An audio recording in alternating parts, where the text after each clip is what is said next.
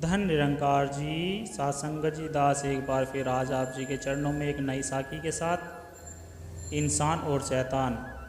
ध्यान से सुने तो आइए संतो शुरू करते हैं। एक शख्स सुबह सवेरे उठा, साफ कपड़े पहने और मस्जिद की तरफ हो लिया ताकि नमाज अदा कर सके। रास्ते में ठोकर खाकर गिर पड़ा, कपड़े कीचड़ से सन गए। वापस घर आया, कपड़े बदलकर वापस मस्जिद की तरफ रवाना हुआ। फिर ठीक उसी जगह ठोकर खाकर गिर पड़ा और वापस घर आकर कपड़े बदले, फिर मस्जिद की तरफ रवाना हो गया। जब तीसरी बार उस जगह पर पहुंचा तो क्या देखता है कि एक शख्स चिराग हाथ में लिए खड़ा है और उसे अपने पीछे पीछे चलने को कह रहा है। इस तरह वह शख्स उसे मस्जिद के दरवाजे तक ले आया। पहले वाले शख्स ने उसे कहा, आप भी मस्जिद में आकर नमाज अदा कर ले। लेकिन वो शख्स चिराग हाथ में थामे खड़ा रहा और मस्जिद में दाखिल नहीं हुआ। 2-3 बार इनकार करने पर उसने पूछा, आप मस्जिद आकर नमाज अदा क्यों नहीं कर रहे हो? दूसरे शख्स ने जवाब दिया, सासंगत जी, मैं इल्बिस हूँ, मैं शैतान हूँ। ये सुनकर पहले वाले शख्स की हैरत का ठिकाना न रहा। तो सासंगत जी, शैतान ने अपनी बात जारी रखते हुए कहा, मैं ही था जिसने आपको ज़मीन पर गिराया था। जब आपने घर जाकर कपड़े बदले और दोबारा मस्जिद की तरफ रवाना हुए तो अल्लाह ने आपके सारे गुनाह बख्श दिए।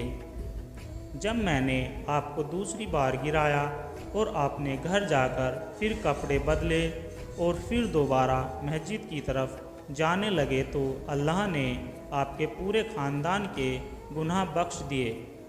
मैं डर गया कि अगर अब की बार मैंने आपको गिराया और आप फिर कपड़े बदलकर मस्जिद की तरफ चले तो कहीं ऐसा न हो अल्लाह आपके सारे गांव के लोगों के गुनाह न बख्श दे। इसलिए मैं मस्जिद तक आपको खुद पहुंचाने आया हूं।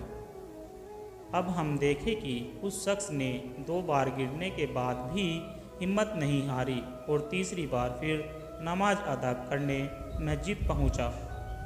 और एक हम हैं, यदि हमारे घर पर कोई मेहमान आ जाए या हमें कोई काम आ जाए तो उसके लिए हम सत्संग छोड़ देते हैं, सत्संग सिमरन छोड़ देते हैं। क्यों? क्योंकि हम अपने सतगुरु से ज़्यादा दुनियादारी चीज़ों और रिश्तेदारों से ज़्यादा प्यार करते हैं, उनसे ज़्यादा मोह है। इसके विपरीत वह शख्स 2 बार कीचड़ में गिरने के बाद भी तीसरी बार फिर घर जाकर कपड़े बदलकर मस्जिद नमाज अदा करने गया। क्यों? क्योंकि उसे अपने दिल में अल्लाह के लिए बहुत प्यार था। वह किसी कीमत पर भी अपनी बंदगी का नियम टूटने नहीं देना चाहता था। इसलिए उस शैतान ने स्वयं उस शख्स को मस्जिद तक पहुंचाया जिसने कि उसे 2 बार कीचड़ में गिराया और मालिक की बंदगी में रुकावट डाल रहा था, बाधा पहुंचा रहा था। इसी तरह हम भी जब सत्संग सिमरन में बैठे तब हमारा मन चाहे कितनी ही चालाकी करे या कितनी ही बंधित करे, हमें हार नहीं माननी चाहिए और मन का डटकर मुकाबला करना चाहिए। एक न एक दिन हमारा मन स्वयं हमें सत्संग सिमरन के लिए उठाएगा और उसमें रस भी लगेगा। किसी ने सही कहा है कि सत्संग में जाने के लिए उठने वाले पहले कदम के लिए 100 हाथियों का बल लगाता है, लेकिन जब हम एक कदम गुरु की तरफ बढ़ाते हैं तो सतगुरु हमारा कदम हमें लेने के लिए हमारी तरफ बढ़ाता है।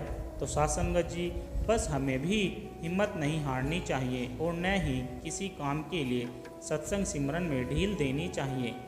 सतगुरु आप ही हमारे काम सिद्ध और सफल करेगा, हमारा स्वार्थ भी बनाएगा और परमार्थ भी।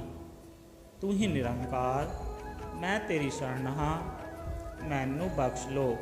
सासंगत जी, बड़े प्यार के साथ बोलना, धन निरंकार जी। सासंगत जी दास को आशीर्वाद दे। ताकि दास आप जी के लिए हर रोज़ ऐसी ही नई लेकर आता रहे। और हमारे चैनल को भी सब्सक्राइब करें, लाइक करें, कमेंट करें। प्यार से कहना, धन निरंकार जी।